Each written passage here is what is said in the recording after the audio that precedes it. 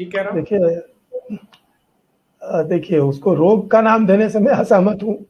इसलिए भी असहमत हूँ कि जो इसे रोग बता रहे हैं, कोनराड एल्स्ट और सीताराम गोयल ने, दोनों ने मिला के कम से कम 35 किताबें लिखी हैं। और वो 35 किताबें इतनी महत्वपूर्ण है कि बार बार उसके एडिशन छप रहे हैं।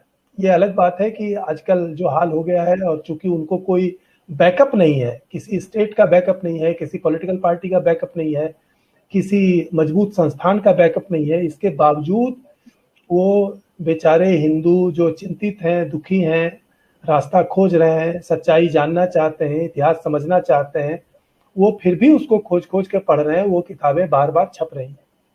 मेरा ये कहना है कि अगर उन्होंने रोग फैलाया है, अगर उनकी बातें गलत हैं, तो उनकी सैकड़ों बातों में एक को सामने रख करके उसका खंडन कोई क्यों नहीं करता? वो सिर्फ उनको लांछित करना।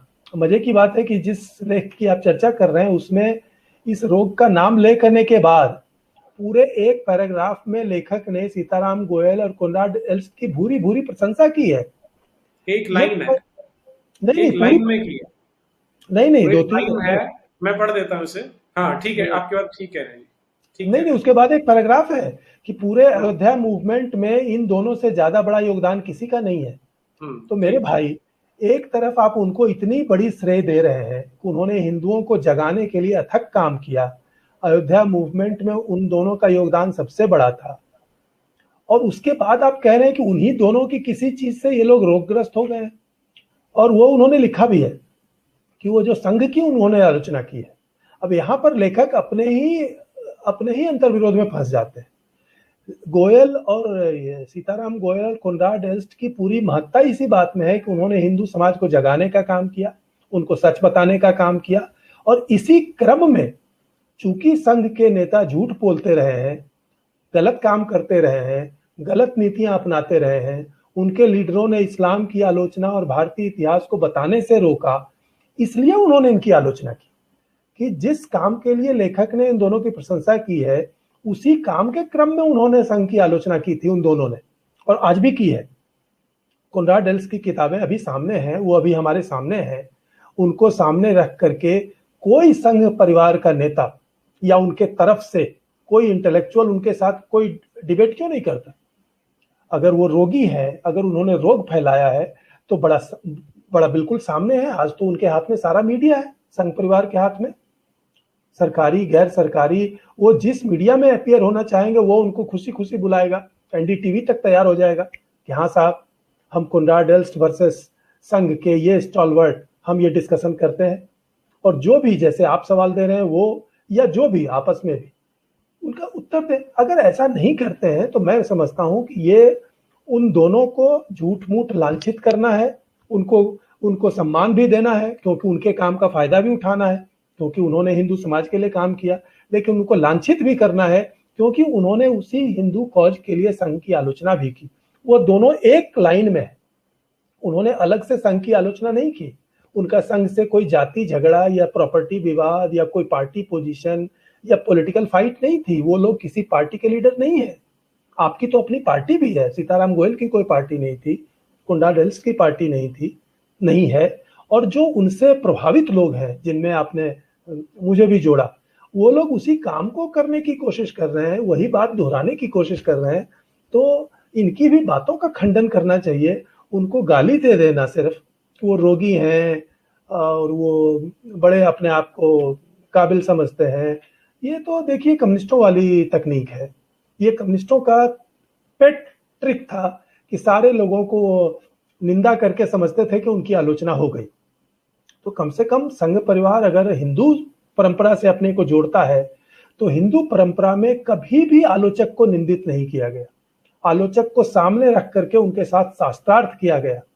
तो उनको किसी भी ऐसे, मुझे लगता है कि आज देश में ऐसे 1 दर्जन लोग मिल जाएंगे जो कोनराड एल्स्ट या सीताराम गोयल की परंपरा के हैं, जिनके साथ वो इन सभी विषयों पर भी शास्त्रार्थ कर सकते हैं। वो शास्त्रार्थ क्यों नहीं करते? इसमें इन्हीं सज्जन का कहना है, वो मैं आपके साथ शेयर करता हूँ कि कीबोर्ड वॉरियर्स हैं ये, वास्तव में और कुछ नहीं करते, कीबोर्ड वॉरियर्स हैं। और इनके पास वो डेडिकेशन तो है नहीं जो सीताराम गोयल और एल्स्ट के पास थी, लेकिन इन्होंने जो इन दोनों के द्वारा संघ की आलोचना की गई थी उसे पकड़ के उसे नफरत में बदल दिया है, इसलिए ये लोग बात करते हैं। पहली बात तो ये कि नफरत का उदाहरण देना चाहिए। मेरी बातें मैं तो लिखते हुए मुझे 32 साल हो गए, और यहाँ तक कि संघ भाजपा की आलोचना में लिखते हुए भी मुझे 20 साल हो गए। मुझे अच्छी तरह याद है कि वाजपेयी जी की गवर्नमेंट थी, तभी मैंने शायद पहला व्यवस्थित आलोचना का लेख लिखा था, और उसका टाइटल कुछ ऐसा था, स्वधर्मे निर्धनम श्रेय। और मैंने भाजपा की इस बात के लिए बुरी तरह आलोचना की थी कि इसने अपना धर्म छोड़ दिया है, और हिंदू धर्म की सीख है, कृष्ण की सीख है कि अपने धर्म में मरना भी श्रेयस्कर है, और दूसरे का धर्म अच्छा भी हो तो उसको नहीं अपनाना चाहिए।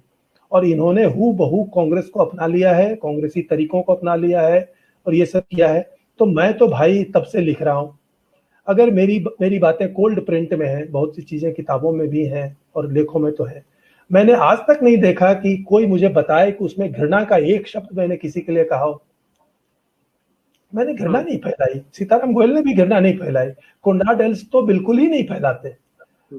कठोर भाषा सीताराम गोयल की जी थी, कठोर भाषा एल्स्ट की नहीं है। मैं भी कोशिश करता हूं कठोर भाषा ना इस्तेमाल करूं, लेकिन घृणा तो मैंने कभी नहीं फैलाई।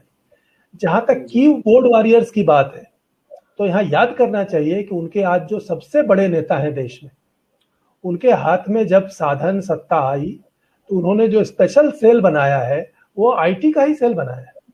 उन्होंने लेखकों का सेल नहीं बनाया, उन्होंने पत्रकारों का सेल नहीं बनाया, उन्होंने संस्कृति कर्मियों का सेल नहीं बनाया, लेखकों का नहीं बनाया, उन्होंने उद्योगपतियों का नहीं बनाया, उन्होंने तो आईटी सेल बनाया। इसका मतलब है कि आप समझ रहे हैं कि आज की लड़ाई के लिए ये एक नया फील्ड खुला है, और इस लड़ाई में आपको भाग लेना है और आप खुद ले रहे हैं। चूंकि आप इनका मुकाबला नहीं कर पा रहे हैं सारी सत्ता और संसाधनों के बावजूद, तो आप इनको वही जो मैंने कहा लांछित करके आप इनको डिसमिस करना चाह रहे हैं। जबकि आज सारी दुनिया में ये जो कीबोर्ड तो आज टाइपिंग में भी इस्तेमाल होता है, तो सब जगह वो हो रहा है। ये तो देखिए क्षुद्र तरीके हैं। मुझे लगता है कि उनके जैसे साधनवान संगठन और लोगों को ये शोभा नहीं देता कि जो लोग सड़क पर पैदल लड़ रहे हैं अपने दोनों हाथों से, उनको लांछित वे लोग करें जिनके हाथ में पूरा का पूरा देश का संसाधन है, आर्म्ड फोर्सेस है, बैंक है, सारी एकेडमियां है, एवरीथिंग उनके हाथ में है। वो जो चाहते हैं वो कर सकते हैं और कर भी रहे हैं। तब आप ये पैदल लड़ने वाले जो 10, 20, 50, 100 लोग हैं, उनको लांछित करना, ये बहुत ही, मैं क्या कहूँ, बहुत क्षुद्र है और लज्जाजनक है। और ये उन्हीं पर रिफ्लेक्ट करता है कि वो इनकी बातों का जवाब देने के बजाय उन पर आरोप सिर्फ लगाते हैं, जैसे यही घृणा फैलाना। मैं चुनौती देता हूं कि सीताराम गोयल, कोनराड एल्स्ट के लेखन में, जो कि जैसा मैंने कहा 35 किताबें उनकी हैं, और उसमें शायद एक आध दर्जन किताबें होंगी जिसमें कहीं न कहीं संघ परिवार की आलोचना होगी, बल्कि एक पूरी पुस्तक जरूर है संघ परिवार पर। ये विदर संघ परिवार और कोनराड की भी है, बीजेपी एंड हिंदू रिसर्जेंस। वो बहुत ही महत्वपूर्ण छोटी सी पुस्तक है जो 1992 में लिखी है कोनराड ने। तो आज 30 बरस हो गए, उसका किसी ने एक लाइन खंडन में नहीं लिखा, कोई उसकी आलोचना नहीं लिखी, और घृणा का तो एक लाइन नहीं बताया। तो आप अपने भी लोगों को क्यों भ्रमित कर रहे हैं? आप अपने कार्यकर्ताओं को क्यों भ्रमित कर रहे हैं? आपके कार्यकर्ता इससे भ्रमित होंगे, वो हमारे जैसे लोगों से घृणा जरूर कर सकते हैं, लेकिन वो स्वयं कहाँ के रहेंगे?